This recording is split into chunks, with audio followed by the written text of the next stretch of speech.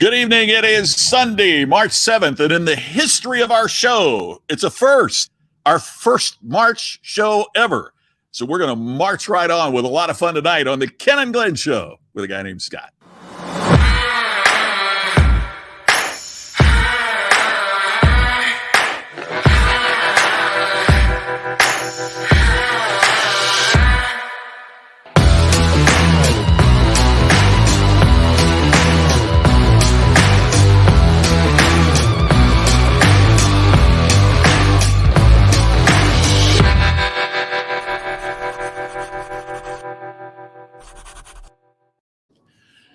And here they are, the stars of our... Wait a minute. What? He's not here? He won't be here. This is something I've been waiting on for about a year now. Thank you. Ladies and gentlemen, the stars of our show, Scott McCain and Glenn Morshower. Ta-da! Well, I'm going to applaud for you. And right now, I'll promise you that if Ken is watching Which I from hope Ohio, he's going to be going, that's the last time I ever miss his show. That's the last. Hey, buddy. Good to see you, man. How you doing? I'm really well, and we send our love to our regulars. We want to let you know that Ken is not really, well, he's sort of on vacation, but he's doing a mastermind down in North Carolina. And so he was not able to make it. He was on the road the last I heard from him a couple of hours ago.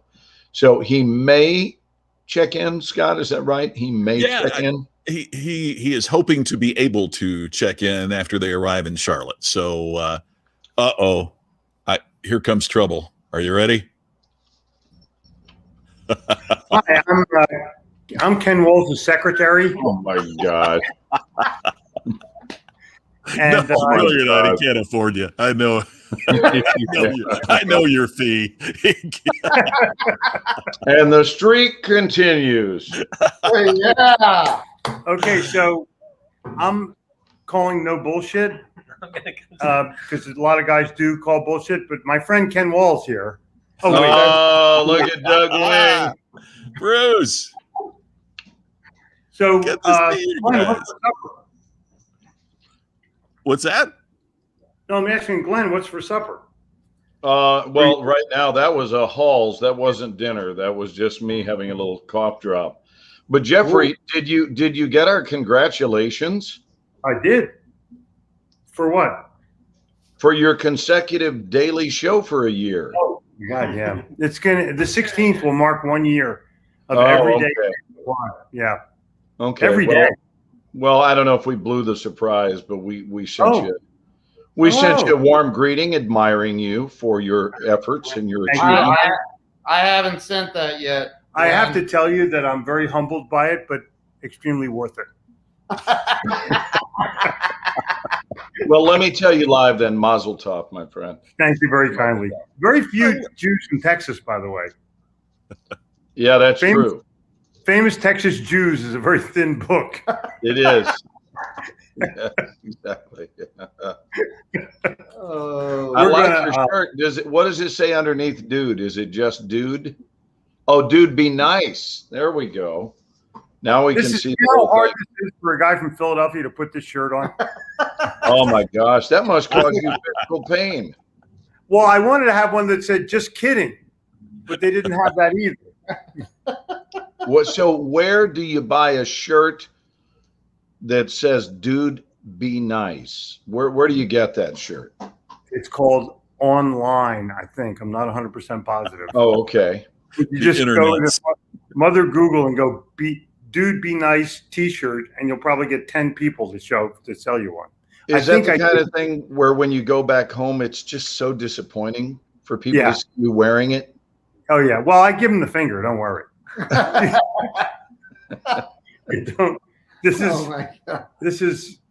It's very difficult. You can't wear this in Philly. Something has to be, you have to be obnoxious. Or you're Let me not guess. accepting- The response to that shirt in Philly is, "I got you nice. I got you nice right here. Right here. I got I Exactly. got you nice." I got you nice. Exactly. That would be the response to that.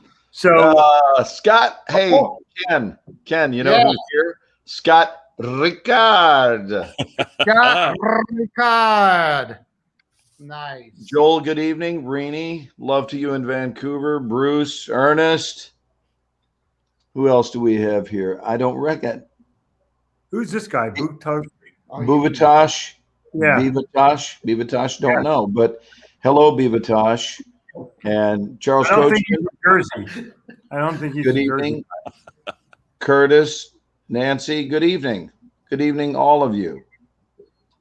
Yeah. Scott, that's pretty cool. We just learned something about StreamYard. I can control it from here too. I didn't realize. I saw when you popped the name up. I didn't realize that you could do that. So That's crazy. there you go. We are learning all the time. I better put my link in here. People can buy shit from me. Yes, So Yeah, I got your link right here. I got your link. thank you very kindly for that. No problem. I got your link dangling. I got your link. Hey, I got your sausage link right here. Oh my God. This is a G-rated show. Well, it was until you started it. Exactly. I did start it. I think I would have gone more the kielbasa route though than Ah, Oh, just saying. How about Hey, Hebrew National? I'm going for Hebrew National. Hebrew, a knockwurst. If It's you're a going to do it, knockwurst. you have to go kosher. They didn't. Well, I don't want to tell you I suffer from low self-esteem, but they did call me Vienna in high school. I got you. Doug Wing, hello to you, brother. Hope you're doing Hey, well. hop over there, Doug. I'm Listen, here. So bashful. Hey guys, how are you? Hey, good to see you, Doug. Well, Yeah. now we can ask them what they would like to talk about. We've got our own ideas. Scott, tell them what we're going to talk about this evening. Well, I had a couple ideas. I mean, one is, what's the most fun that you've had in the past year? Because we've talked about all the challenges we've had in the last year. Yeah. And also, what did you learn about yourself this year? Because I had really a lot of fun. Somebody asked me where my mask was, and I told her I didn't have one.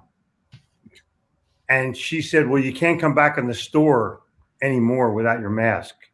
And I told her to fuck off and left. Oh my. Well, I had a we just blast. I had a got blast. situated. I had a blast. When was this? This was today. I'm sorry, we're on a 7-second delay, aren't we? Can I hit the button here? Is it? Jimmy John's. It was at Jimmy John's. It's like they have great sandwiches. Now, what I want to know is if you did that while simultaneously wearing your "Dude Be Nice" shirt. I did. I had my Dude Be Nice shirt on. Well, now that makes it special. That just makes it really special because you know that you've given them a story because they're going to be telling their kids and their grandkids that a guy wearing a "Dude Be Nice" shirt shot me the finger today. Boom. And with Oh my pleasure. God. With pleasure. I'm just not a Wow. good mask wearer. Yeah, you've got a medical card for it, right? I do, yeah. Yeah. I have Yeah. I have a do not wear mask card. You want Yeah. to see it?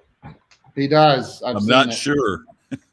I'm not sure. Glenn? So, Scott, how about while they're searching for their cards, you said that you have been getting together with some gentlemen online and that's been really uplifting for you.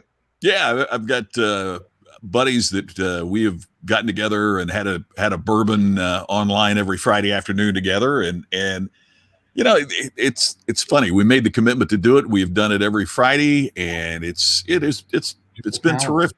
You know? And when did you guys start, Bud? Right when the pandemic hit? Yeah, I mean, we first got together just kind of complaining about how things were changing, and this will be over by the fall. Yeah. That kind In of the thing. winter. Yeah. Well, Yeah, at that time, wasn't the speculation that it would even be over by early summer?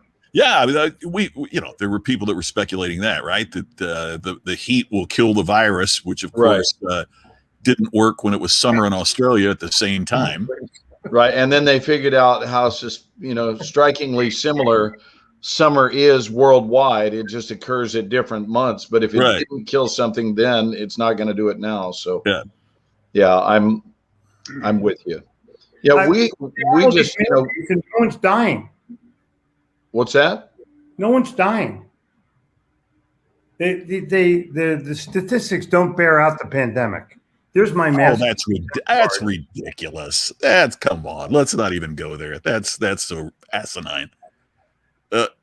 Good for you. I can't see it. I'll send you one. Okay. Everybody can have one. So, gentlemen, did you have any troubles logging in at all? Not really. I was No. having some private computer issues, but nothing that was on Scott's end. Ken, it was so simple. I'd like to make a suggestion that you start a course for people to learn how to live stream. I might do because that. You made it so easy. You know what? That's actually a great idea. And if I can piggyback on that, Scott, Yeah. maybe even call it, and this is just now coming to me, it's just brilliant, the Grow Live Academy. I like that. What about that? I love that idea. I'm going to go with it. I'll bring it up. Post the during link. our time. Scott, I was thinking about you today. I was recounting Uh-oh. the story that I told at your roast when I introduced you. I can't tell it because it's way dirtier than. But the people at NSA are so pristine. Yes, You they think are. they They think they are, right? Yeah, They think they are. they've only broken 3 or 4 of the commandments. You get up to 8 or 9, but you're really not any good.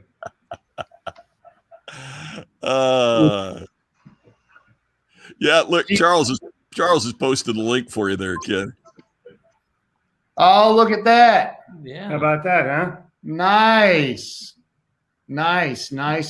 Look at all the kind comments. Brian's talking about counties. Hey, There's a marketing idea for you. Well, I do that, Yeah. by the way. Hey, Glenn, Yeah. Yeah. you're exceptionally funny. Well, I've been known to be a little bit cuckoo. You're hysterical, and timing is everything. Yes. Your acting career has given you timing. Yes. And Scott, as a speaker, you and I, you revel over someone who has that pause, who knows how to milk the laugh, who knows, and one of the, Dave Chappelle, Oh, Is- the best. as swear word as he is the master at this moment of pause, story, and milking. Yes. Milking after. Just unbelievable. Could not agree more. And his voice, the way he uses his voice, Yeah. Yeah, is he's got just so. vocal variety is everything. But if you watch there's one little clip for when he does take a thing on Jussie Smollett. It could not be any funnier. The audience is in tears.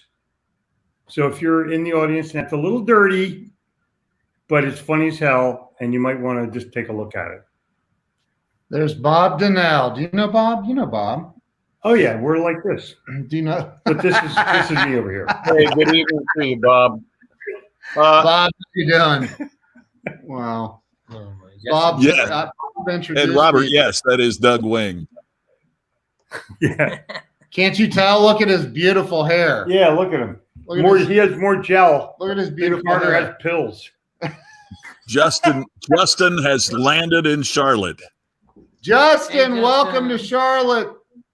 There's Jay Fox. By the end of the show, maybe Justin will be the 4th player in the Hollywood Squares box there with Paul Lynn in the center. Yeah.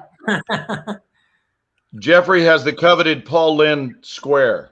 Oh, you know what? I watched him every day. I come home from college, watch Hollywood Squares. That was like my life for 4 years. Oh yeah, of course. Hysterical. I mean, hysterical. Yeah. no. You can't say it now. You don't. He would be canceled so quickly. My Look at the favorite sign. answer, Peter Marshall said this. Paul, in Alice in Wonderland, who kept crying, "I'm late, I'm late"? And Paul went, Alice and her mother's sick about it. Oh, He was. I can't even He was say really it. good, yeah. Huh? Yeah. he Oh, was yeah. good. Yeah. Yep. Wow. Funny guy. And you could probably get a book on Paul Lynde's best lines on Hollywood Square. Oh, I'm Scott, sure. hey Scott, I gotta do something real quick. Hang on, I'm gonna push a button here. What are you doing? I want to see his backdrop. Look at how beautiful that is. Oh, It's My fake. gosh, It's fake. he's at a hotel lobby again. Are you in a Yes. hotel lobby? That is the beautiful porch of Scott McCain. I know because I've stood on it. Yeah, it's real because Yeah. when he Yeah. moves his hands, nothing goes And away. I know. It's not fake. And his Nothing- head doesn't disappear. Nothing goes Yeah. away. it's One hell of a right now it is 73 degrees, and I just decided I've been sitting in the house too much, and so I decided to be outside tonight. Nice. My hair goes away when we're doing this virtual background. So don't. We won't be thrown by that. Please don't. Please don't. Oh my gosh. My hair goes away. Oh my gosh. So, guys, I think I will probably be doing the program next week with you guys from Atlanta. And I'm actually going back to Atlanta for the longest period of time yet. So great news since last Sunday evening. But they contacted me, and I'm going back to Atlanta for, I think, 5 weeks, Wow. which is phenomenal. Wow. Yeah, we're going to crank out a bunch, which is great. Our guest room is available for half price Oh, that's so I get the commute from Charlotte to Atlanta. See it. to Yeah. Atlanta, and I have to pay for it instead of my Midtown penthouse suite for free. No, and For free. as a bonus, we only accept cash. Right. Which is how Jeffrey became the greatest salesman in the world. Is if I could fall for that. Yeah, No, they actually put me up quite nicely. In, our food's here, but you're there you invited go. over anytime, weekends, holidays. Thank you, brother. Appreciate it. All right, guys. No, I'm out. I'm here. Oh, Sorry. he's. There How's it you going? are. So Can you imagine somebody tuning in late going, "That's What? Jeffrey Gittimer"? Oh, exactly. here, let's change my name. Oh, and Ken, I Come on. want to know, why don't I have the microphone option that I normally have with you? What do you mean? I don't have that. You know how in the lower left-hand side it'll say camera, mic, and all that? I don't even have that button tonight. That you've doing zoomed their show. you've zoomed Let's in on your Look, McKinnon's button. so hit the control button, hold the control button down, and hit the minus symbol up at the top next to 0. Justin wins comment of the night. Hit the That's control right. button. Okay, hit the control button and what? The minus sign. Thank you, Larry. Look at the screen while you do it. Yeah, I'm gonna have to turn on the light here. It's captivating programming when people can watch you work on your computer right in the middle of the show. But I would like to find this out. Turn the light on. Hey, Well, I like ladies. that backlight too. It looks good. Yeah, you Come can here. have Jill come in. You like what? They're coming behind. Look, there's Mrs. Gittimer and Mrs. Walls. Hey, Jen. Hey, Joe. Hi. Oh, hey guys. How are you? What's up? Our show just got better. Yeah. Could you move him out of the way? And there you go. Now we're cooking. Just my Hey, Scott, forehead. I love So your cool. background. Oh, thank you. Oh, that Uh, looks amazing. It looks beautiful. It does. Well, very. There's Jamie Green. Hi, Jamie. She just got here. Cool. Oh, awesome. All right. Well, we're Okay. gonna go chat now. Bye. Good to see you guys. God, Great to see ya. it's quite a big party there. But Well, Hey, Jill, how was the drive? it was Oh, hey, the drive was absolutely gorgeous. And she had the best company ever. Yeah, the Who else was scenery- with you? I know, right? It was. Hey, I got controls too. It was sunny and beautiful, and it was a great, super easy drive. Really easy. It was nice. And other than the what music did you blast for a minute that finally went off? Metallica. Yeah, I'm not a. She didn't not a like fan. my Metallica. No, but then he put country on, and I was all good. There we The go. $12. Now we're talking. Yeah, it wasn't that bad. $12. It was beautiful. I mean, it was a gorgeous drive. So, yeah. $12 for what? Is that Tolls. 64? It's not bad. No, it's 77. Yeah. Sorry, I don't have my professional microphone. Nice. Oh, to you see sound great. Oh, By the way, okay, good. I realize some folks might not know who is with us, and that is Ken's wife, Jill, and it was Jeffrey's wife, Jen.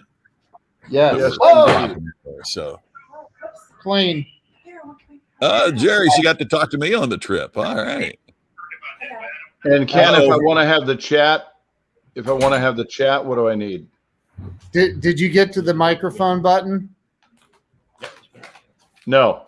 Hold the control key down and hit the minus sign up at the top. Are you Next. talking about the hyphen sign or no? It's yes. That's it. Hold and look at the screen while you hit the minus sign. No, that's not working. Thanksgiving. No. Okay. All right, we don't need to do that. I'll just live with it. Something's But I- happening to the size of the browser that's causing a problem. Listen, guys, I can't stay on, so I'm sorry. Because you're I have- having dinner. Yes, I have not eaten, and I'm losing my mind. I Yeah, can't well, even think. you know what? And they have all this food sitting next to me now. So, We did not. listen, I appreciate you guys doing this for me, like stepping in and giving me permission to leave. Or do I have permission to leave? This is the regular time. And these are. Salt, pepper, garlic. Yeah. You're the man. You make the call. Glenn just left. Where did Glenn go? I don't know. Maybe he's coming back. Maybe he was trying to fix He's this like, that's issue. it. Oh, I bet he Wow. was. I have these, so. it's okay to chow down. So how long are you guys doing the mastermind? How long are you there, Ken? It's tomorrow, 2.5 Tuesday, and Yeah, Wednesday. 2.5 days. 2.5 days. So then you'll drive home Wednesday or Thursday? What's Jury's still out on that. Yes. The answer is yes. the answer is yes, we will drive home. One of these Yes. days. Yeah. Yeah. So, Very cool. Man, that's where great. did Glenn go? I don't know. What? I get my customs, He hasn't called. Really? but you can also get it like Meyer. That's See, I think Robert's got it right. It's fine to chow down in front of us. We're good. yeah. Wonder what happened. Wonder where Glenn went. Here's some napkins too. Oh, thanks. Let me call him real quick. All right. Scott, I haven't seen you in forever. I know, Jen. I was thinking the last time we were together, we were having that big breakfast at the Westin. Right, in Vegas. Yes, remember that? Holy cow, that was. Now, I do. That was like forever ago. I know. We'll come back. Was that like 3 years ago? Everything pre-COVID seems like a lifetime ago. Doesn't it? It's like I try to describe when something happened, and it's like time is. I had know, 2 years it's ago. insane. No, wait, it was 5. I don't know what it is. No It's just way. crazy. Oh man, Justin says Glenn just did an Irish goodbye. I have a feeling he's coming back. I hope so. tonight, I like Jeffrey, me. love that. There's like 5 guests tonight. Oh my God, Ken just started. Ken just started looking better. Yes, that's the best Ken has ever looked right there. I'm telling you. Oh boy. Doesn't Jen look like she's in her 20s? Oh, it's because I wear Raw Renew. Thank you, though. It's one of Justin's products. And Justin, he's always promoting. You know? Oh yeah. He's the best. He is the best. So what do you Hey, guys Jen. talk about on this show? I'll go. There's a grand jury looking into that right now. It's, Oh. it's not really. We just kind of pick a topic, and the fun thing is then people make a comment and we kind of run with that. But hey, tell folks how they can follow you, because I follow you and the content that you put out is just spectacular. So Well, you know we I'm we- Jen Gittimer. You can find me on Instagram. That's where I'm most active, Jen Gittimer. But also, I'm going to start posting. I just got called out for not posting enough on Facebook. So I'm going to start posting there too. But Jeffrey and I do a podcast called Sell or Die, and you can listen to that. I mean, just Google me. You'll find me all over the place. Thanks. I like that. Colleen said, Jen, you're always so bubbly and happy. And I want to talk about this, if you're cool with that, Scott. Oh, of course, yes. So isn't that life? Like, don't you want to be bubbly and happy? And I'm not saying like that there are no down times. Like, sure, of course I have times where I'm like pissed off or whatever. But even in pissed off moments, I'm having fun. Like, I think that's how, I don't know, it's just a mentality and a way of looking at life. And everything turns out better that way. I don't know. You with me on that? I'm totally with you on that. It's so funny, after a speech or something, somebody will walk up to Tammy and go, "Oh, is he like that all the time?" And she goes, "Oh yeah, it's just laughter, just nonstop. It just." I mean, that's what Nobody's it's all like that all the time, right? Nobody's like that all the time. But you have a commitment to try to be that way most of the time, right? Exactly. Should And be good. There we He's go. back. oh, hey, Glenn. Okay. Hi, Jen. If you're looking for it, you're looking for the fun, the Oh, happiness, this has been the an- bubbliness, you find it. Yeah. Thanks, Bob. Well, and isn't it funny that not funny, but isn't it interesting that when you start acting that way, then you start feeling that way, Yes. right? I mean, Yes. when it's easier to act your way into feeling better than it is to feel your way into acting better. It's once you start acting it, like you actually begin to attract it, I think. Yeah. I mean, And you as said, start to and find Scott, it. that was brilliant. It's easier to it's easier to act your way into feeling better than it is to feel your way into acting better. Or they say fake it. I Yeah, think it that's begins, It begins That's with the really action. good. That's I really better good. write that down before I forget it. now. Yeah, And I mean, sure. did you just feel your way through that, or is that a saying you've heard? No, we were just talking about acting and feeling, and I've never thought, I feel great, so I better go out and act that way.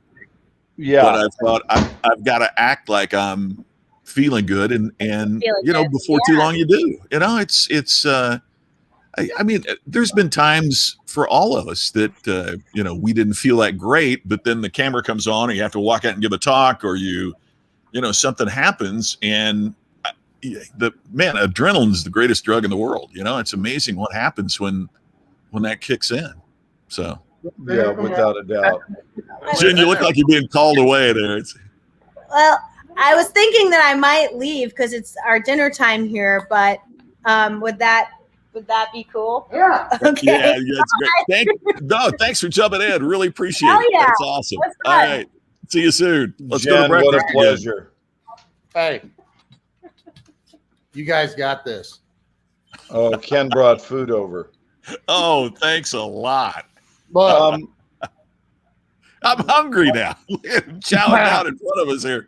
What do I you don't know guys think of this heavenly glow look that I'm going with? I love the aura Yeah. around you there. Well, it Thank looks you, like Bob. I'm I appreciate thinking a that. lot.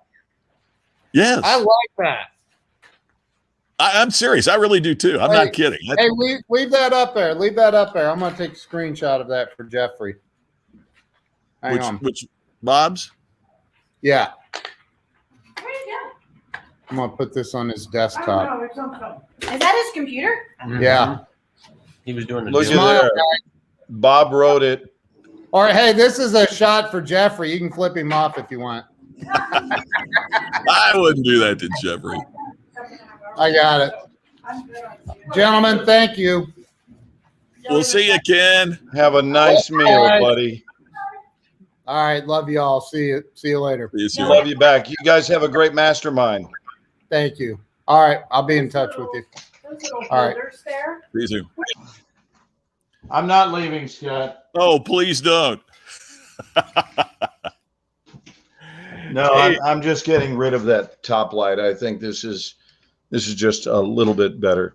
I've been exploring with some different lighting options since buying this photography paper, and we're putting stuff on tape this week and so forth. So we found something we like. We've decided that for certain, like for nighttime, not that this is supposed to resemble the night, but something that has a nighttime feel to it, we will be dimly lit with this backdrop.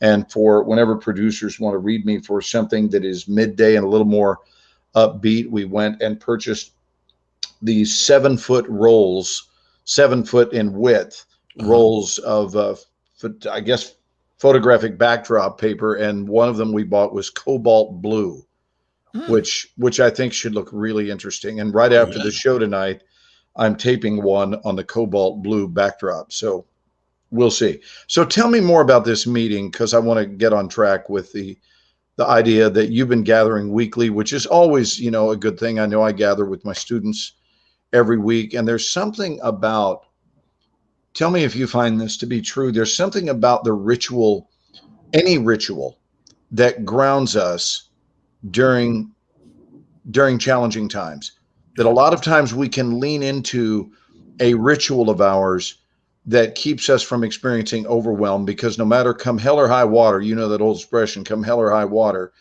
we know that we're going to do such and such. And I know that prayer rituals do that for people.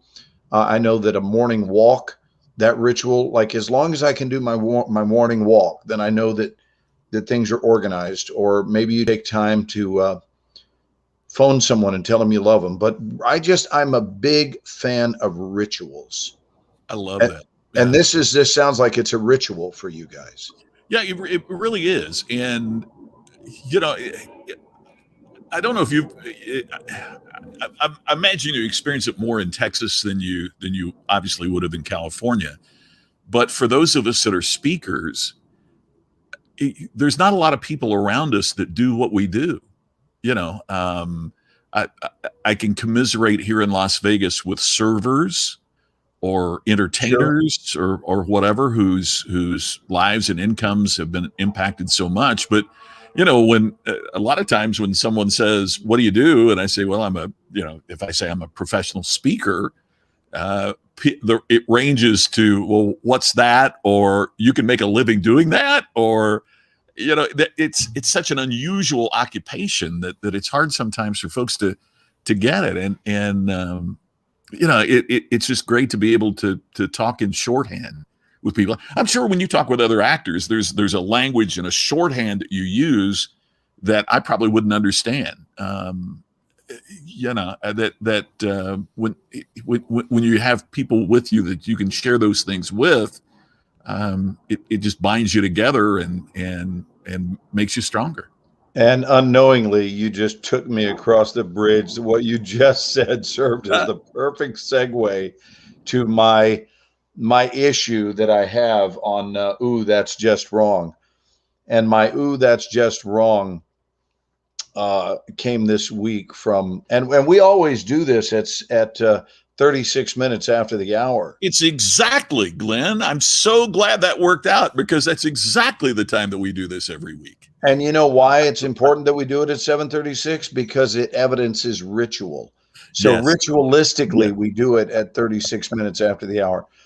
By the way, as if enough hasn't gone wrong in tonight's show already, my cat looks like he wants to come up here and stroll across the screen. So we have that to look forward to. No, but the other night on Clubhouse, I had some young man. He asked me a question and he goes, I just want to know because I've always been curious about that. And I said, what? And I thought, and a few sentences later, he mentioned that he was curious. And I guess it just takes too damn long to say the word curious. Curious. Let me see if they time out about the same. Watch this. Curious, curie. curious, curie. If the young man is trying to save time, I'm thinking maybe there are better ways to save time than that. Oh my gosh. Curry. Yeah. Yeah, Justin, he was curie. I love curry.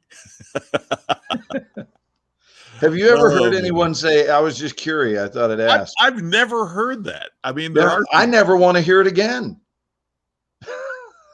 I've heard it. My belly is full off of that one outing with the word curie. I'm curious what would make him think that's an appropriate thing to say. That's just yeah. And I did say something in response, but I honestly I don't remember, but it was something like I hope that hell. Because I didn't want to trouble myself with elps. Right. But it wasn't hell. But it was something that was clear. So I think I both answered his question and simultaneously got a jab in. Love it. You know, which I thought was well deserved. I'm trying to think of that's just wrong for this week. I kind of unloaded last week. What Colleen says, my daughter says sus. And what is that for? Suspicious or suspect? It sounds a little suspect to me. What does sus stand for? I'm wondering if is this called like texting shorthand, and we're all supposed to know? Oh, it is suspicious. Yeah, it's short for sus. Huh. Okay, so we're going to go to our crowd, our fan base tonight for this one. But what has become texting shorthand that is now part of our vernacular that I've just been living in a cave and am completely unaware of? There is a great scene in Modern Family where Phil Dunphy, and what a great character that is on a sitcom, but he's saying, hey, I'm hip with all this texting lingo, LOL, laugh out loud. So and he says, WTF, why the face? Nice. Oh, it's texting has. You're right, Robert. YOLO. That's another one, Justin. YOLO, which stands for what? You only live once. For real? Yeah. You only live once is YOLO? Yeah. Well, I guess that one is a sensible one, because if you only live once and you want to maximize your time, you don't want to waste it saying long sentences like, hey, you only live once. So that IDK, one at least there's makes another one, sense. Donovan. I don't know. Right. Is that what IDK is? Yeah. Throw some more out there, guys. I'm His really mom, curious. you're acting sus. Yeah, Samuel, there's a good one. Noob. Is that a newbie? Uh-huh. LMT. Let me know. Oh, LMT. I'm sorry. Let me think. I just out. FOMO. We Fear know of missing out. Yeah. Yeah. Rolling on the floor laughing. I always heard that ROTFL. Yeah. Yeah. Same.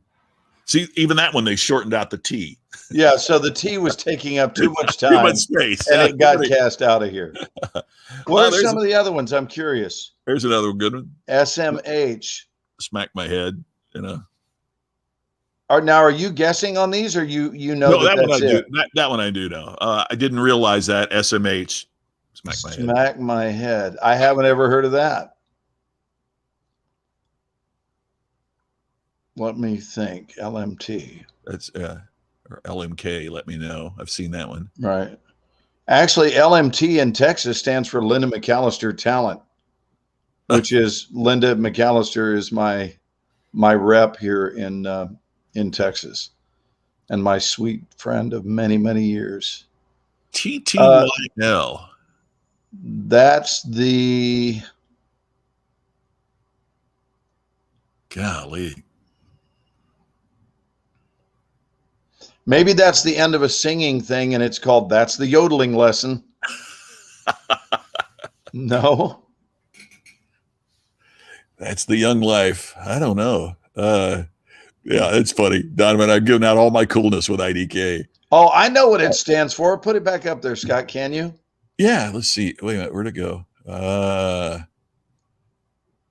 now I can't find it. I'm sorry. Here- TTYL. Yeah, there we go. That's a Dallas Cowboys saying. You ready? 2 Yeah. touchdowns. You lose.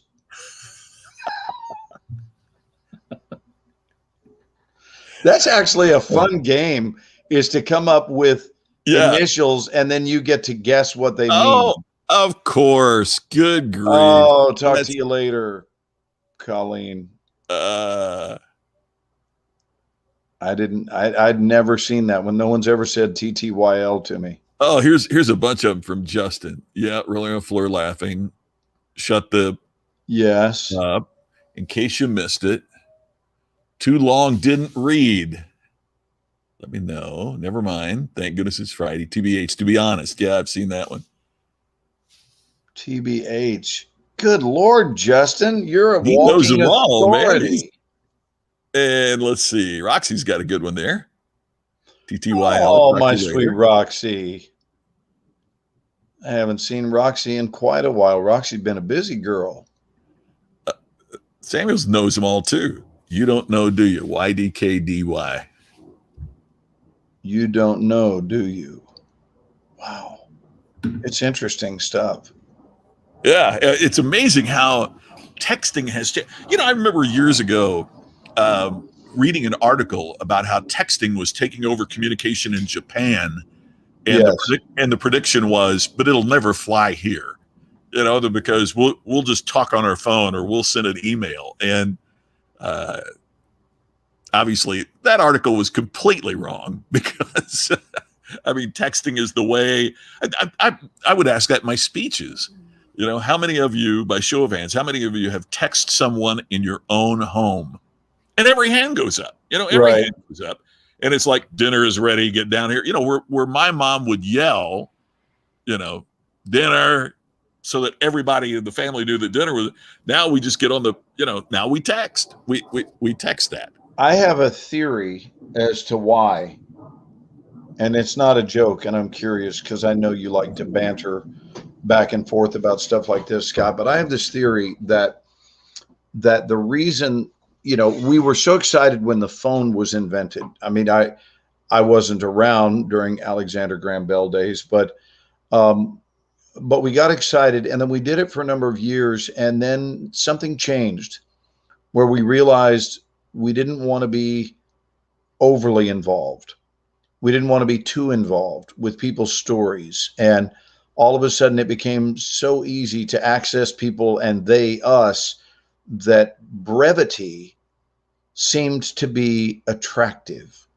Like, how can I still keep in touch with someone, but ensure that it remains brief? And I think that texting solved that. It is quick and to the point, and you can reach out and give someone information without getting caught up in a conversation. And in today's extremely busy world, that seems to be an attractive feature in many instances. People don't even ring doorbells anymore. They just text, I'm here.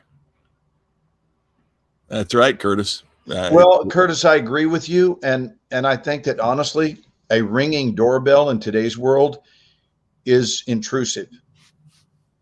And I actually feel that it is that way. I don't like it when my doorbell rings because I should know that you're on the way. Mm-hmm. And if you're on the way, then I hear it ring. That's a very different story. Or I'm here. But when I know I haven't invited anyone, I'm to the point where I'm not Pavlovian in that I rush to my door when the doorbell rings. There have been too many situations that happen, you know. So if someone starts madly banging, that might be a different story. I might realize there's a really urgent condition out front. But if someone has a delivery, they can just leave it at the door. Yeah. And they do. Roxy makes a great point here. Originally, Twitter only allowed 140 characters, so abbreviations became popular. And Roxy, that's a great point because I think Twitter helped drive these abbreviations as much as texting did. right? Because you had a finite, limited number of characters that you could use on Twitter. So that was it. And Curtis, yes, let my doorbell ring and my dog goes berserk, right? And if they text that the food is at the door, then I don't have to worry about Lucy going crazy and barking. But boy, let the doorbell ring and she goes crazy. So that's a good point. Yeah, we're not living in the Beaver Cleaver neighborhood anymore. So. And you know, it is interesting how it's going to be interesting to see how this continues to play out because, you know, our communication is so. It's weird to say, isn't it, Glenn? But I mean, communication has become impersonal in so many ways. Right? I mean, we can connect without connecting. Yes. More than ever before. Yeah, and I will admit, so that I'm not pointing a finger. Well, I will point a finger, and I'm going to point it at me. I'm going to point a finger at me because that's how I feel a lot of times. And I think it's because there is a condition, Scott, and I'm not saying this to educate you. I'm really just offering this to our viewers. There is a condition, and I'm wondering, and you and I have always done really well at sort of wondering out loud with one another. Mm-hmm. I'm wondering out loud. Yes, you and I both know there are great advantages to the internet, for sure, and to social media.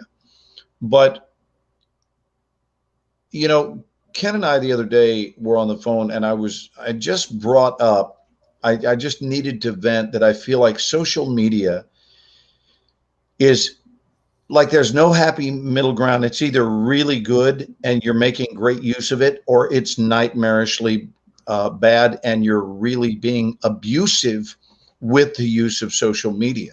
Yeah. And for example, when something is extremely personal, when did that become a need to air it out on social media deal? I mean extremely personal, whether it's a beef that someone has with their significant other. When did that become something that needs to be aired out on social media?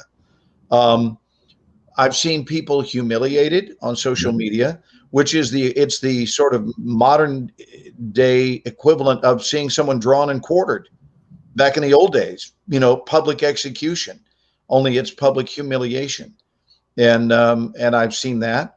I've also seen people where the post is not really about what they're posting. It's more about, aren't I wonderful for doing this? So for example, if it's what I did for my wife that was so special on our anniversary or whatever, and then you realize this has nothing to do with love. This has everything to do with you wanting to announce to the world what a wonderful human you are.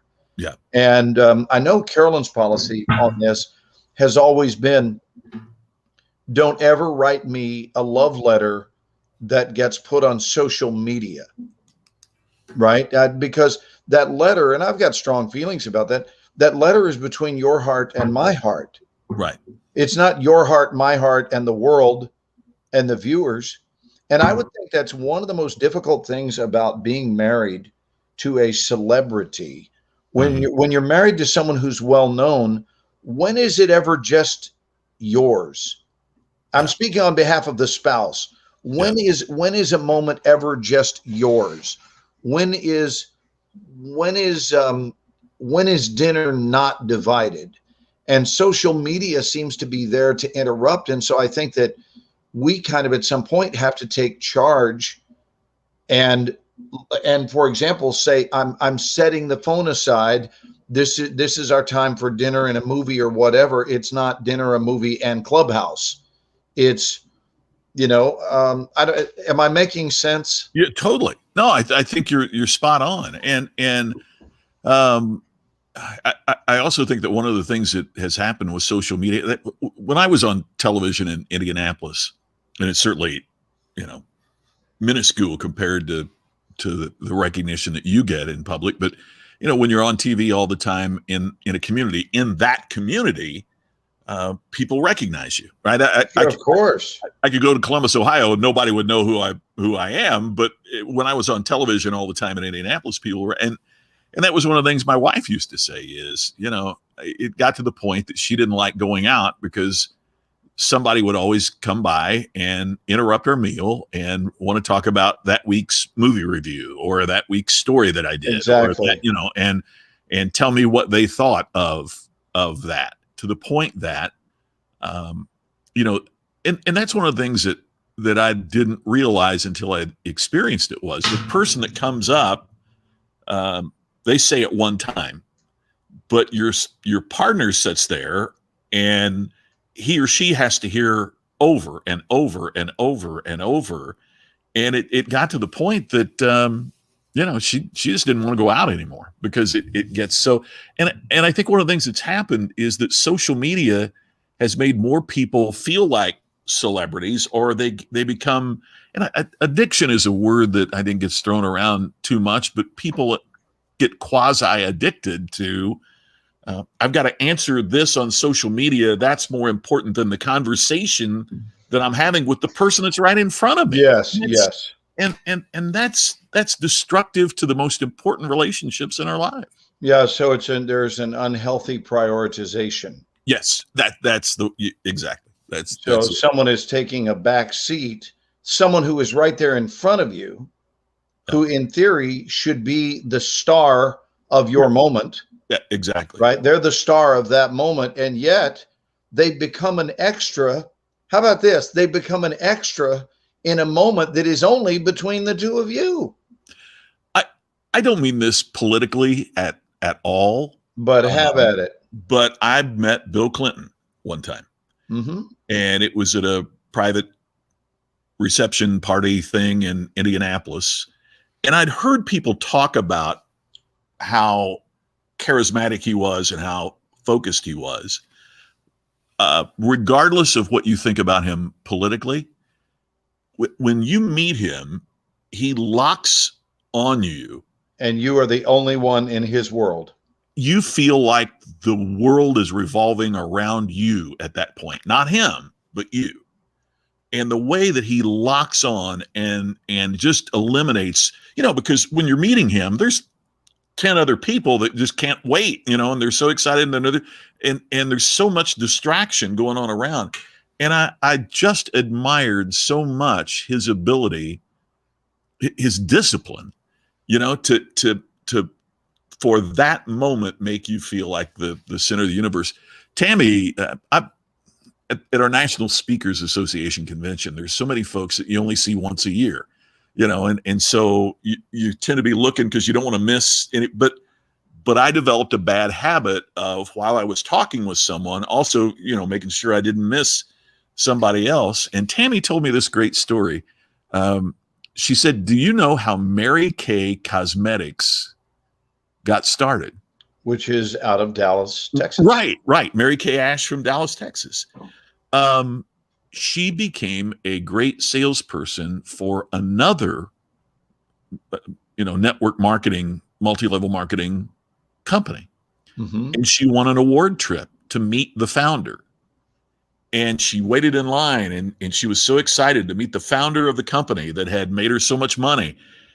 And she got up to him and he never looked her in the eye. He was always looking around to see if somebody more important was there. Yeah, we call that the BBD, the bigger, better deal. Well. And no, I didn't just make that up. I've never heard that. I love that. The BBD is the bigger, better deal. Yeah. Well, I only know that because it's a big Hollywood term. Well, and Mary Kay decided at that moment, I'm not going to devote my time working for someone that won't look me in the eye. And if I build a company, I will. And they talked about how she would stand there at that awards thing, and just absolutely focus on every single woman that you know, you didn't have a lot of time with her, but the time you had was all yours. And Tammy told that story. It changed how I didn't do it intentionally. It wasn't that I was trying to, you know, I just didn't see folks and I didn't want to miss anybody in that. But in that, I was unintentionally doing exactly what you say. And it changed my approach and changed my behavior, because nobody wants to talk to somebody that isn't tuned in. that isn't tuned in. You know, it's interesting, but if people were given the instructions, and I didn't plan to say this, but this is just what's showing up for me in this Sure. moment. Yeah. If people were given the instructions to quit their job tomorrow, first thing during the week, if they were to learn that they themselves didn't mean anything personally to their employer, if they were to learn that, I got to tell you, I happen to think about 90% of people would be quitting their jobs. I do too. And I didn't say that their function doesn't matter, because of course they provide a service and the service matters. I'm referring to their humanity. And so to me, there is an extra mile mindset, you know, that might take some courage to work yourself up to. But I would ask you this. I carry on my suitcase, and maybe you've seen it, Scott, but on my suitcase, I have a sticker. I have many stickers, but one of the stickers says, "Go where you're celebrated, not where you're tolerated." Ooh. Oh, I love that. Yeah. I've And never heard that before. Oh my God. and you know, and I really not only love it as a sticker and as an idea, for me, it's a way of life. It is an absolute way of life. So when I saw the sticker, I went, "Oh my God, that's how I live." Yeah. That Uh-oh. We have lost Glenn. Oh no. He's coming back. There we go. Glenn, I'm going to bring you back. I don't know yeah, what that happened. was my cat. I told you he was close by, and he's very curious. He's very curious, and he likes to get in the way, and I apologize for that. No problem. I'm gonna have Carolyn come up and get him. So hold on one second. You bet. While they're doing that, I want to answer Jerry asked a question, and he was like, "Do you call that charisma?" I popped it up there a second ago. Do you call that charisma? What I was talking about Bill Clinton, and he has amazing charisma, but what I appreciated most was the discipline of focus. You know, that's a choice. So you can not have a lot of personal charisma, but you can still choose to focus on the person that's standing there talking to you. And so that was what I appreciated about that was that he absolutely made that happen. So yeah, so the he's gone downstairs now. So I completely get that. And you know, I would invite people in general, Scott, to possibly pay closer attention to how present the people are that are with them. Yeah. Like how present are they? Are they looking you in the eye? Are they really there? Because to me, and I'm not going to speak for you, but I would think it's this way for you. That's to me such an easy read. That's such an easy read when you're, I've had times when I was at a party or whatever and looked over and I saw the disingenuousness of someone's encounter with someone, and I could see it from across the room. Yeah.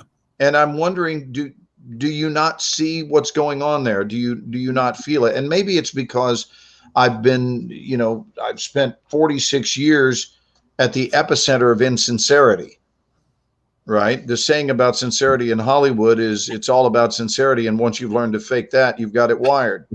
It's one of my favorite quotes. And that's right. That's it. Yeah. Yeah.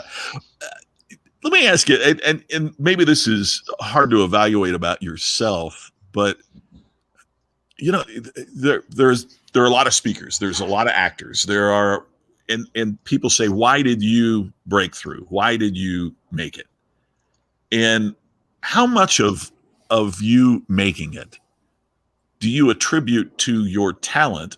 How much of it do you attribute to these kinds of things that when someone talks to you, you're there, you're present, yes. You know, those types of things. It's the best question I've been asked in months about any subject, Scott. No kidding. That's like a bullseye question. And I'll tell you, it's been put on vivid display. And here's the vivid display. About 7 years ago, even about 8 years ago, our industry took a sharp right turn. So this was long before COVID. Hmm. So the industry, and I don't know what caused the shift. I guess the overused word today is pivot. Mm-hmm. Isn't that the big word today? When there's a change, there's a pivot. So there was a pivot in that the industry became self-tape for auditions. Self-tape. You stopped going in the room. And I don't know if they were having too many casting directors come down with colds or flu, not because anyone was dying from it, but maybe that was it. Maybe there were germ concerns. I don't know the reason, but I know that us living here, even though most of my work is straight offer, when I do have to read, I thought it was because I lived here and needed to put it on tape. And then I learned that no, you would be putting it on tape if you were in LA, which is why we were able to be here, because it no longer mattered. You were putting those auditions on tape at home. And what I will tell you is that it has unfairly leveled the playing field. And here's why. And it's not a good sign in my view, and I'd love to see something change about it. It's not a good sign for this reason.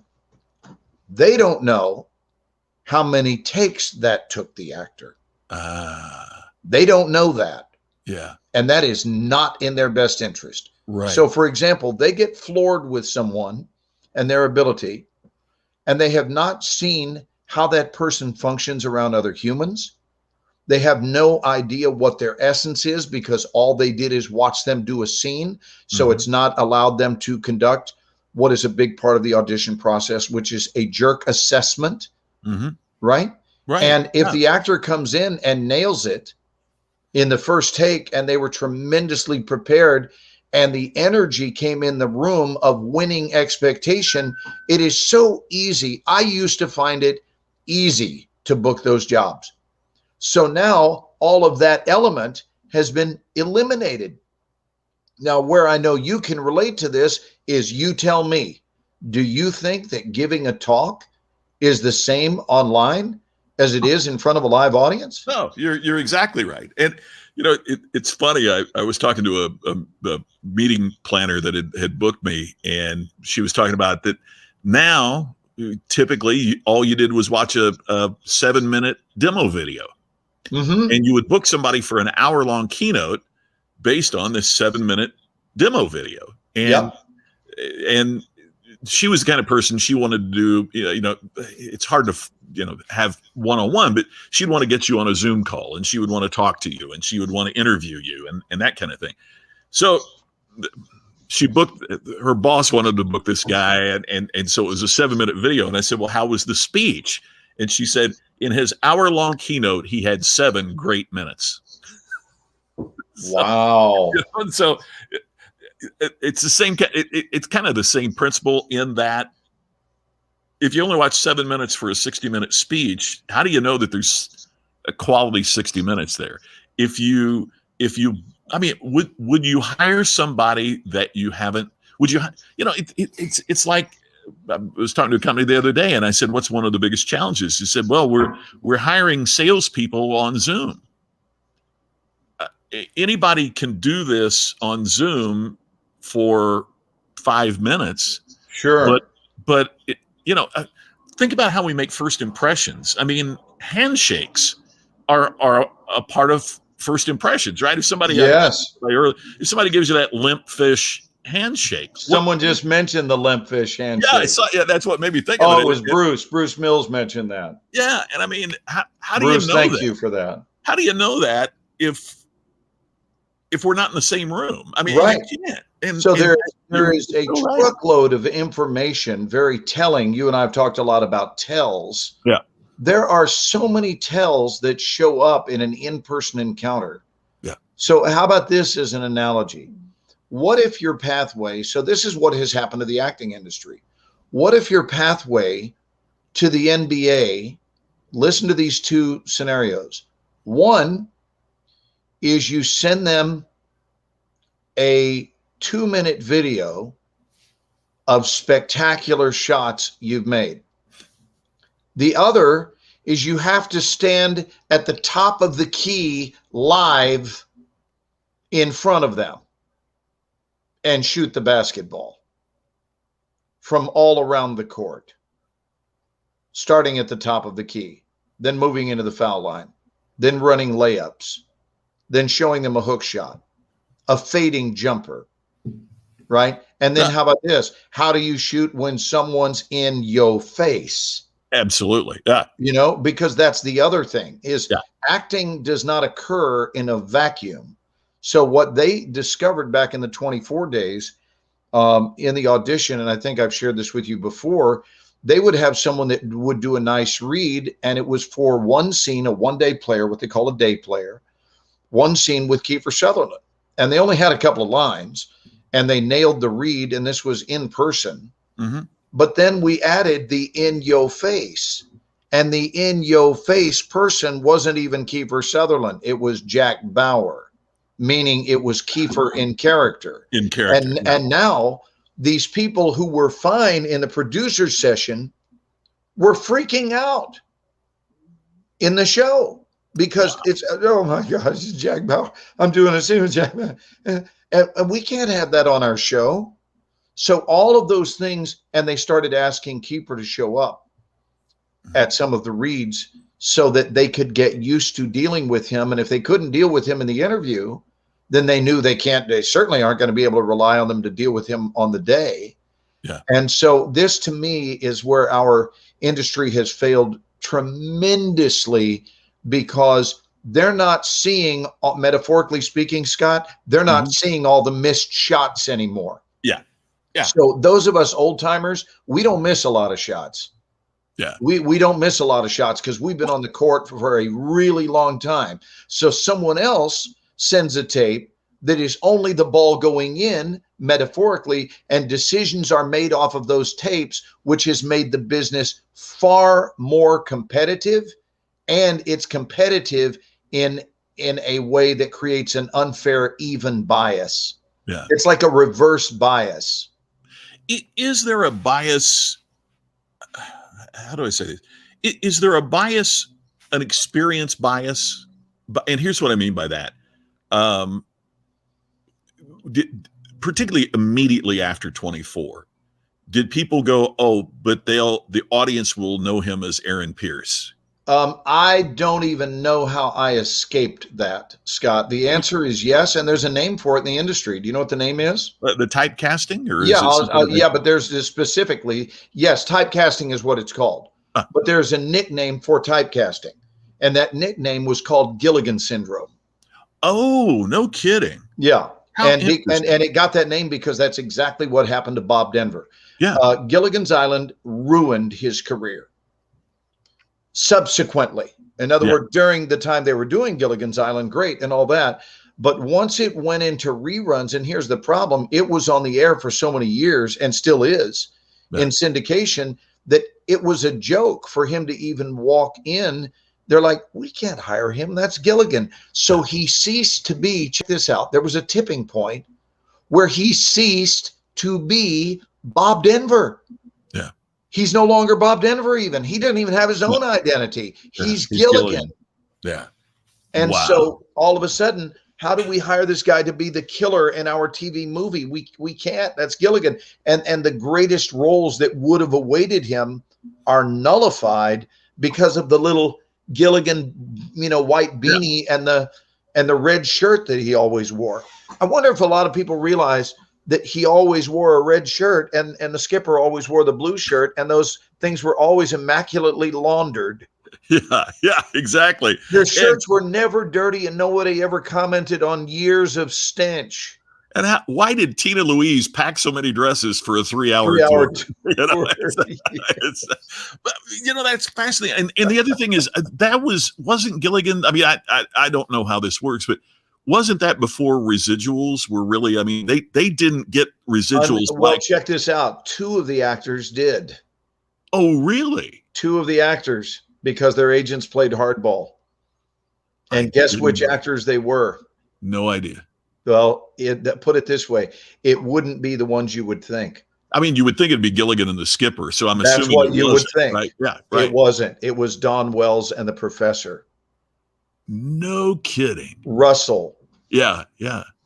right? Russell Johnson. Yeah. Yes, Russell Johnson and Don Wells are the two that held out because by that time there had been enough evidence. So in their re-up in their contract, they insisted on residuals, and in the long haul, because the show was such a big hit in syndication, they fared much better than anyone in the cast.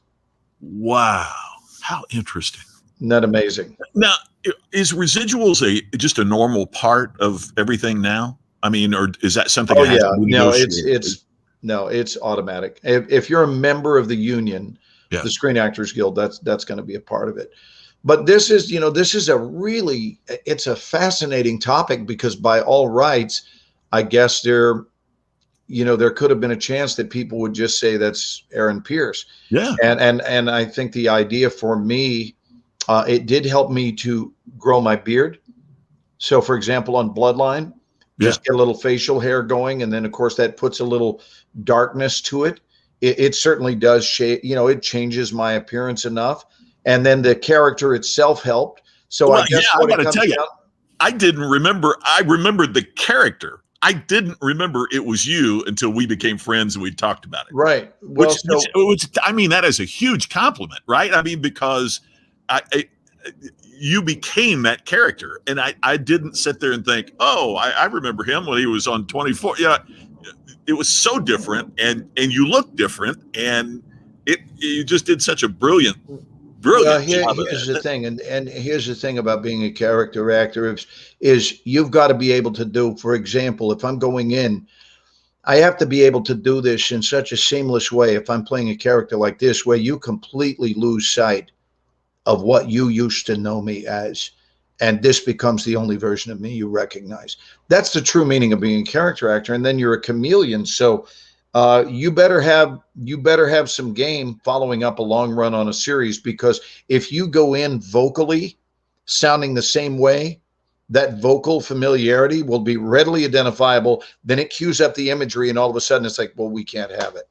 Now, what this has probably done is kept me from ever working with Kiefer Sutherland again for that reason. And Kiefer and I are good buddies. But the problem is that if, let's say, for example, on his 2 series that he followed up 24 with,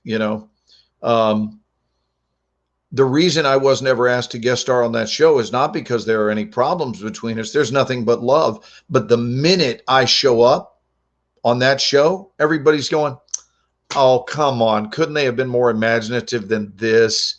This is Aaron Pierce showing up with him. Kiefer is now the president, and here comes Aaron Pierce. Oh, God. And it actually keeps them from taking the show seriously. You're muted, bud. I'm sorry, there was a plane going over and I hit mute. They've changed the pattern, and it was quiet when we first started. All of a sudden now planes are going overhead. Did you see the question earlier? Why is there very little 24 on YouTube? I don't know. Meaning clips from 24?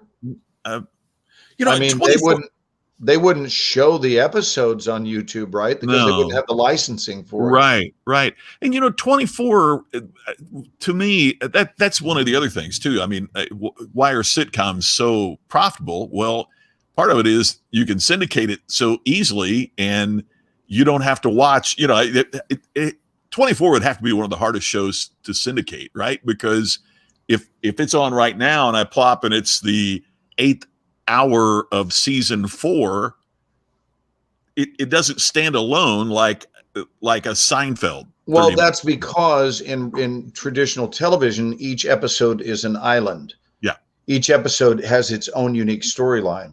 Yeah. And ours is so heavily based on previous episodes. Yes. Now, that's not true as much season to season. I think that the seasons stood independently of one another. But you're absolutely right, Scott. Coming in on episode 8 is real difficult if you haven't seen what happened in the 7 before, because episode 8 is still the same day. Right. Yeah. So what happened throughout that day, and you definitely have to know that. My point is, I was very lucky very lucky that I was able to continue making television shows and movies unbroken Yeah. without running into Gilligan syndrome. Yeah, man. You it's know, by the way, Samuel asked, did you guys see Coming to America yet? Just released. Yes, I have seen it. I don't know if you've I seen have it. not. Did you go to the theaters or did you watch it? It's on Amazon. Okay. So are they doing what HBO Max is? Amazon is airing some of the movies the same day as they come out in the theaters? Yes. Matter of fact, somebody needs to. I don't even know if it's in the theaters or not. If the only Well, way do you know is- that this is on week a lot of Amazon. the theaters opened back are up? reopening? Yeah, which is great. And they had something like 25 million in the box office, which is the most money that's been made in a year. Yeah. Now, by previous standards, No, that's but it's that's not even close to what a weekend used to produce, but it's a sign that things are moving in at least the right direction. So we'll see. how the business has changed. I mean, because that was one of the things when I was on television, that was one of the things we would do a movie review that would be on, but then every Sunday I'd anchor the weekend morning and noon news. And then on the Sunday night news, I do like an entertainment wrap up. And to show you how long ago it was what movies were being released on video that week, so that you could go rent or buy it. And also what were the box office, results for that week.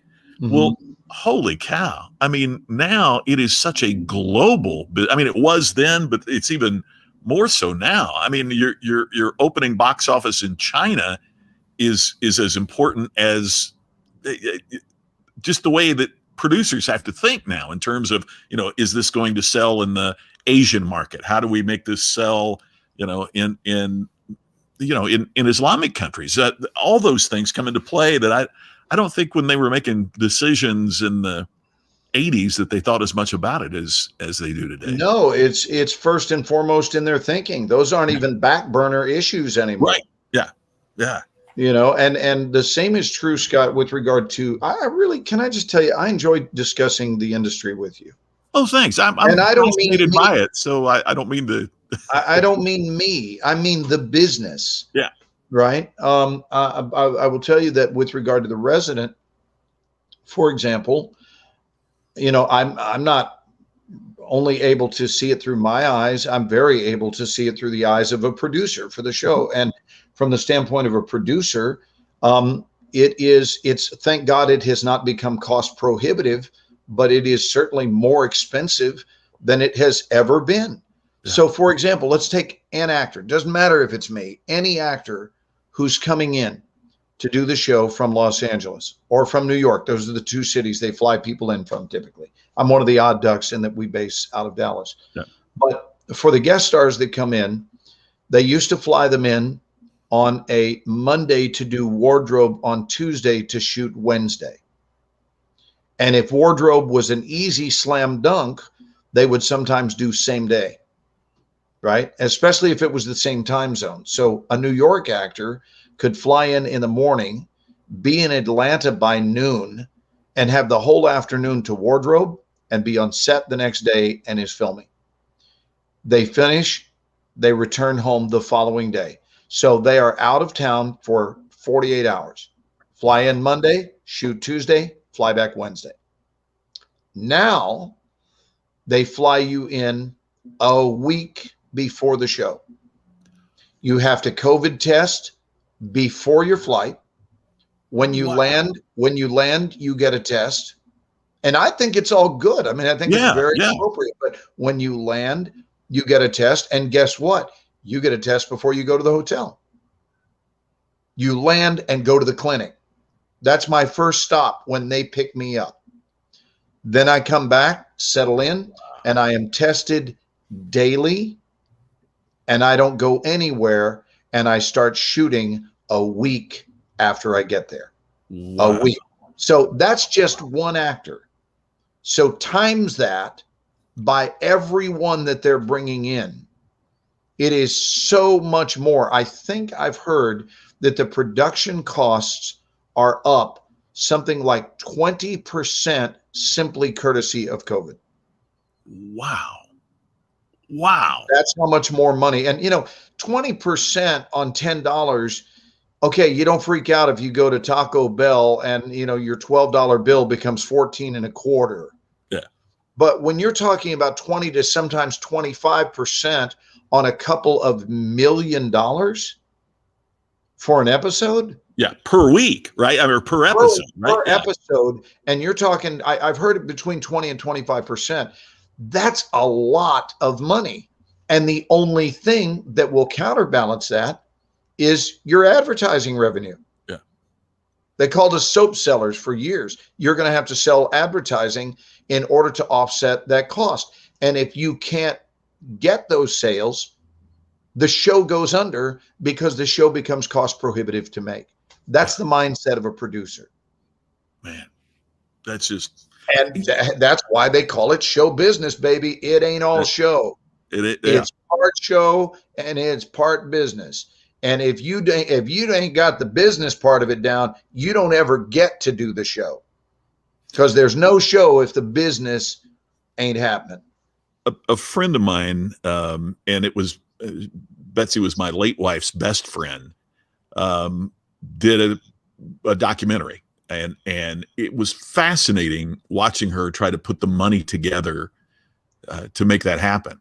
And the idea was just great, and it really, I mean, it got some phenomenal reviews. You can still watch it on Amazon. It's called New York in the 50s, and it was about how, certain times at one period of time, Paris was the place that diverse artists would congregate, and in the 50s it was New York.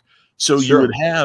you would have great actors beginning their careers with great writers who were beginning their careers, and she even got Robert Redford to sit down and talk to her about what it was like, but you'd be in a crummy apartment, and across the hall was Neil Simon in his crummy apartment, and just this, and it was, but it was just fascinating to me that, you hear the idea, and what a great idea and what an exciting thing, and you want to watch it, but how the blood and sweat and tears of raising the money to be able to go do this was just astounding to me.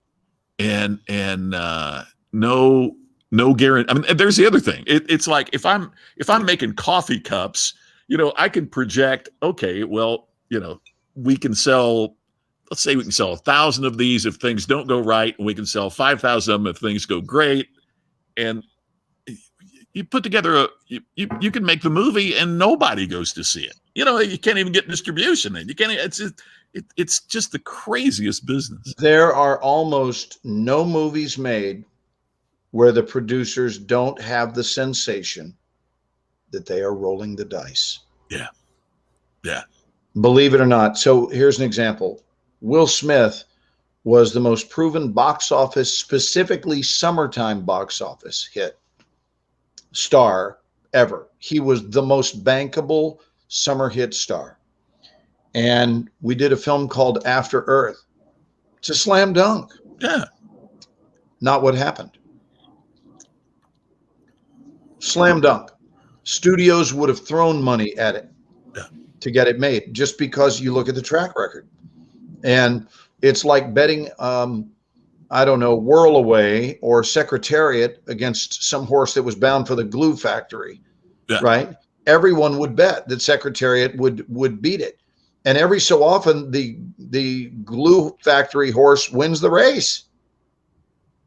And everybody's looking at themselves going, but this looked like a sure thing on paper.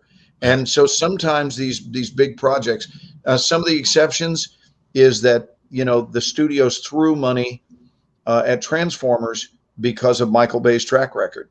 Sure. So they never really felt like they were gambling with that money. And that's why those budgets were so big, is because they thought, we don't like the idea that we spend this much, but we know we will make it back. Well, here's the reality. They should be damn glad that COVID didn't hit during Transformer days. Right. Because if you spend $200 million or $150 million to make your film, and then a pandemic hits, I don't care how big your franchise is, Houston, we have a problem. Yeah, absolutely. Yeah. Because it's just not going to be the same. Yes. What was your "Ooh, that's just wrong"? Did you do one? I did not. I'm sitting here trying to think of what it. I kind of went overboard on my. I don't mean to put you on the spot here No, my before one we go last off. week, and but I'm trying to think is what has happened that's just wrong. By the way, I don't Scott, have one. while you're thinking, I do want to offer a tribute. We lost one of our viewers this Oh. week, and neither you or Ken know this, but my dear friend Bonnie Hunsicker passed away I'm this so week, sorry. and Bonnie has watched our show most Sundays since we started. So Bonnie, love to you, my dear, and thank you for the many, many years that we knew and loved one another. Bonnie and I were friends since 1975, 76. Yeah. Wow. So in that time, and we kept in touch. This was my girlfriend at the time's mom, and we remained dear friends for all these years. This is before I even started dating Carolyn, Yeah. and dear friend. And they left Dallas to go to Portland, Oregon for a while, and they both lived up there, her and her daughter Pat. And then Bonnie got married, remarried, and moved to North Carolina, where she lived the rest of her life. And I made a decision when we were filming Revolution. I don't know if you ever saw that TV series on NBC. Mhm. And Revolution shot in Raleigh. And I made the decision that, Raleigh was a mere stone's throw, probably maybe 2 hours, or I don't remember what it was, approximately 2 hours from Raleigh to Murfreesboro, which is the town she lived in. And I just have to see her. So I rented a car and went to see her. And there were thoughts that I had always wanted to express, and I did so. And the ones that were unexpressed that day, do you know, Scott, that I called her a couple of months ago, and we had a wonderful conversation. And the questions I had for her, I asked them all that day, Wow. every one of them. Aren't you glad? And yes. Yeah. And that's the point, is that, we all know this isn't a shocking concept. We know that our stay here is brief. Why doesn't that show up more? And of course, this is the entrance into a whole other show, but why doesn't that show up more in our engagement of one another? Yeah. Because I think it might be the single thing that baffles me most about human interaction is our dealings are as though we're going to be here in these forms forever. And so we can just show blatant disregard. We don't need to be kind. We don't need to look and notice, I want to offer you a smile because it might be the last one that I ever have a chance to offer you, or be able to say thank you or I love you.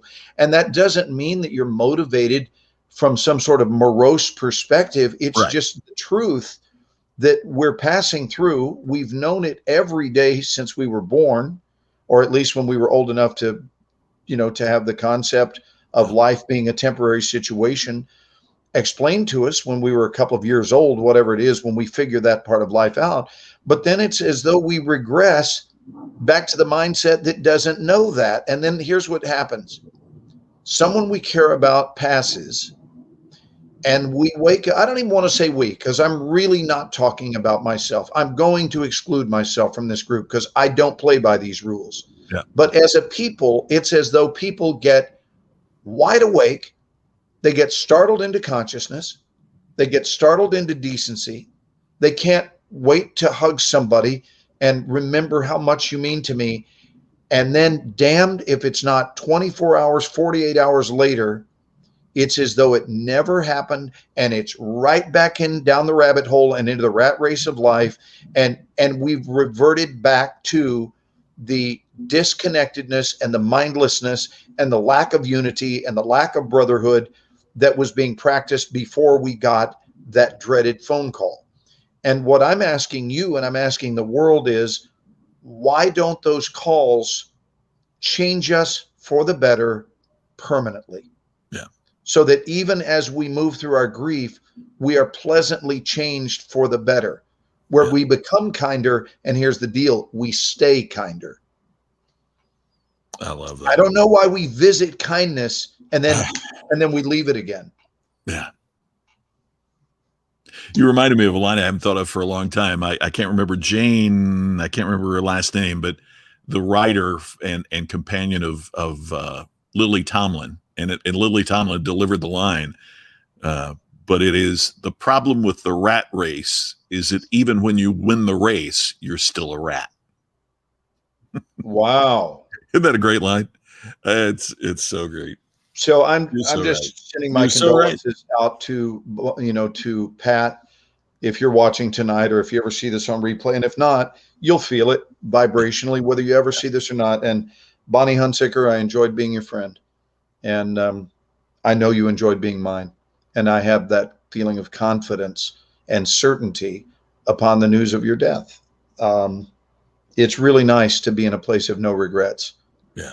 When someone leaves, where you can go, well, what else would we want to have done? We did exactly what we're supposed to do.